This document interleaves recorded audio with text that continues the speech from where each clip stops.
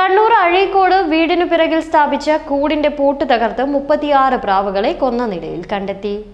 Azhikode മീൻകുന്നിലെ K സുനിലിന്റെ വീട്ടുവളപ്പിൽ സ്ഥാപിച്ച കൂട്ടിൽ കയറിയാണ് പ്രാവുകളെ കഴുത്തറത്ത് കൊന്നത്.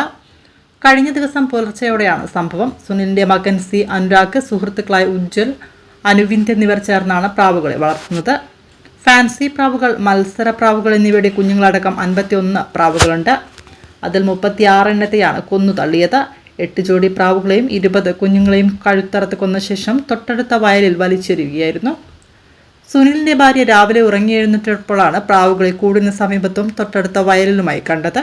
ഉടൻ മകനെ വിളിച്ചറിയിക്കുകയായിരുന്നു. 8 വർഷം മുൻപാണ് പ്രാവുകളെ വളർത്താൻ തുടങ്ങിയത്. ആവശ്യക്കാർക്ക് വിൽക്കുകയും നാട്ടിൽ പ്രാവുകളെ മത്സരിപ്പിക്കുകയും ചെയ്യുന്നതാണ്.